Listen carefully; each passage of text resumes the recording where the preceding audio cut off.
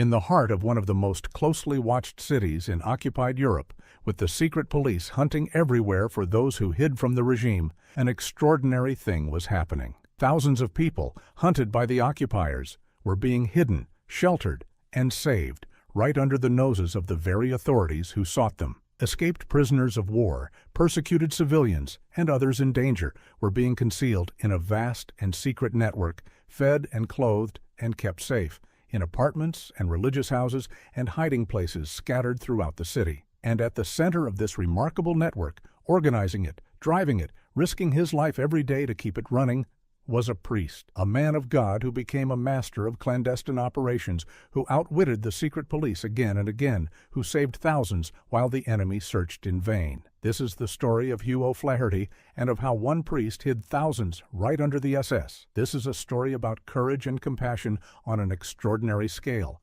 about a man of faith who put his life on the line, day after day, to save the hunted and the persecuted. It is a story about the cleverness and daring required to run a vast secret network in the heart of enemy territory, to outwit a ruthless secret police, to keep thousands hidden in a city crawling with the enemy. And it is a story about the triumph of human decency over cruelty, about how one determined man, armed with nothing but courage, faith, and cunning, could defy a brutal regime and save thousands of lives. To understand the magnitude of what O'Flaherty accomplished, you have to understand the setting and the danger. The city in which he operated was under occupation, controlled by the regime and its secret police. It was a place of great danger for anyone hunted by the authorities and for anyone who helped them. The secret police were active and ruthless, hunting for escaped prisoners, for persecuted people, for anyone hiding from the regime, and for those who aided them. To hide the hunted in such a city, to run a network dedicated to sheltering and saving them,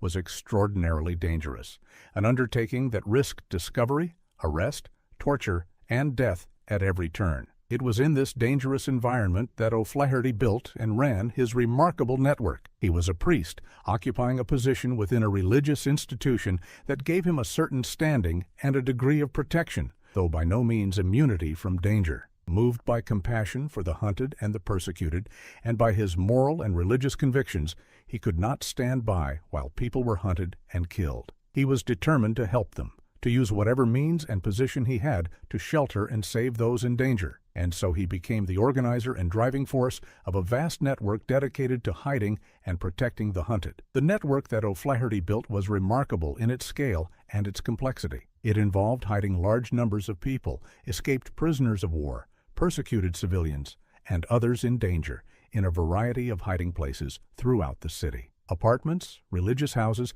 and other locations were used to conceal those being sheltered. The network had to provide for the needs of all these people, feeding them, clothing them, keeping them hidden and safe. It involved many helpers, a whole organization of people who assisted in the work of hiding and protecting the hunted, and all of this had to be done in secret, under the constant threat of discovery by the secret police. Now, we should be honest about the history here, because the story of Hugh O'Flaherty and his network is real and well documented, and it deserves to be told with accuracy and admiration. What follows is grounded in the genuine record of his life and his work, though we will tell it as a narrative to convey its full meaning. The core is true. A priest really did organize and run a vast network that hid and saved thousands of people in an occupied city, outwitting the secret police and risking his life to protect the hunted. The details are recounted to honor his courage and convey the remarkable nature of his achievement. Running such a network required not only compassion and courage, but also remarkable cleverness and skill in clandestine operations. O'Flaherty had to organize the hiding of thousands of people, coordinate a network of helpers, manage the provision of food and other necessities, and do all of this while evading the secret police. This demanded considerable organizational ability, resourcefulness, and cunning. He had to be a master of clandestine operations, able to run a complex secret organization under the most dangerous conditions. The priest proved to be remarkably skilled at this, displaying a talent for clandestine work that allowed him to keep his network running despite the constant danger. One of the most striking aspects of O'Flaherty's story is the way he repeatedly outwitted the secret police, evading their efforts to catch him and shut down his network. The secret police were aware that someone was running a network to hide the hunted, and they sought to catch the person responsible and to break up the organization. O'Flaherty became a particular target of their efforts, and yet again and again he eluded them, outwitting their attempts to capture him, continuing his work despite their pursuit. This cat-and-mouse game between the priest and the secret police was a dangerous and dramatic contest, one in which O'Flaherty's cleverness and daring allowed him to stay one step ahead of his pursuers. The danger that O'Flaherty faced was constant and severe. As the organizer of the network, he was a prime target for the secret police, who would have subjected him to the harshest treatment had they caught him. Every day that he continued his work, he risked discovery, arrest, torture, and death. The secret police were actively hunting for him, and a single mistake, a single betrayal, could have meant his capture and the destruction of his network. Yet he continued, day after day, driven by his compassion and his determination to save the hunted, accepting the enormous risks as the price of his life-saving work. His courage, sustained over a long period under constant threat, was extraordinary. The achievement of O'Flaherty and his network was remarkable. The network saved thousands of people, hiding them from the secret police and protecting them from the persecution and death that awaited them. Each person hidden and saved was a life preserved, a human being spared from capture and death. The cumulative impact was enormous, thousands of lives saved through the courage and dedication of O'Flaherty and his helpers. In a city crawling with the enemy under the very noses of the secret police, the priest and his network had accomplished an extraordinary feat of rescue, saving thousands while the enemy searched in vain. What does O'Flaherty's story reveal about the nature of courage and compassion? First and foremost, it demonstrates the extraordinary lengths to which compassion can drive a person, the risks that human decency can inspire someone to take. O'Flaherty was moved by compassion for the hunted and the persecuted, and this compassion drove him to risk his life, day after day, to save them. His story is a powerful example of compassion in action, of the way that genuine concern for others can inspire extraordinary courage and sacrifice. The priest's compassion was not passive or merely felt,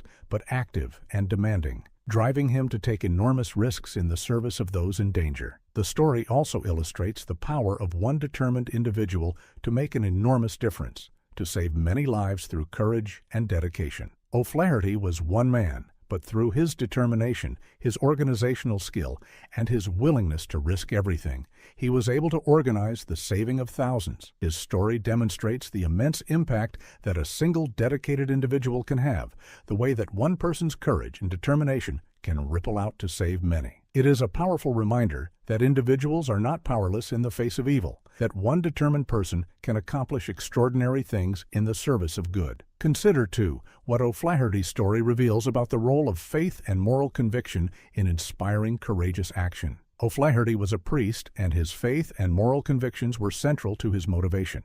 His religious beliefs, his sense of moral duty, drove him to help the hunted and the persecuted, to risk his life in the service of others. This illustrates the way that faith and moral conviction can inspire and sustain courageous action, can provide the motivation and the strength to do extraordinary things in the service of others. O'Flaherty's faith was not a matter of mere belief, but a spur to action, driving him to live out his convictions through his courageous work.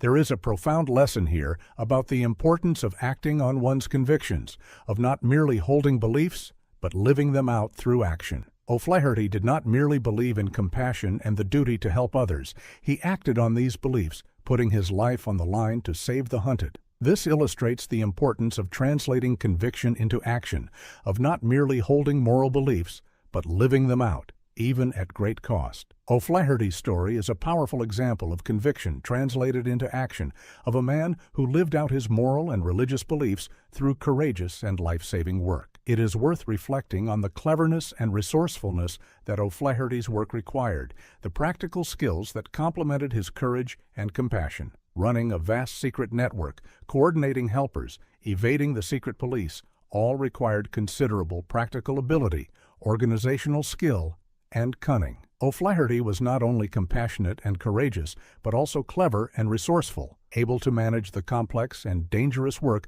of running his network. This illustrates that courageous and compassionate action often requires practical skills as well, that the desire to do good must be combined with the ability to do it effectively. O'Flaherty's combination of compassion, courage, and practical skill made his remarkable achievement possible. Consider as well the sustained nature of O'Flaherty's courage, the way he maintained his dangerous work over a long period under constant threat. His was not a single act of bravery, but a sustained campaign of courage maintained day after day under the constant danger of discovery and death. This sustained courage, this ability to continue the dangerous work over an extended period despite the unrelenting threat, is particularly remarkable. It is one thing to perform a single brave act, and another to maintain courageous action over a long period, under constant danger. O'Flaherty's sustained courage, maintained throughout his long campaign of rescue, is a testament to the depth of his commitment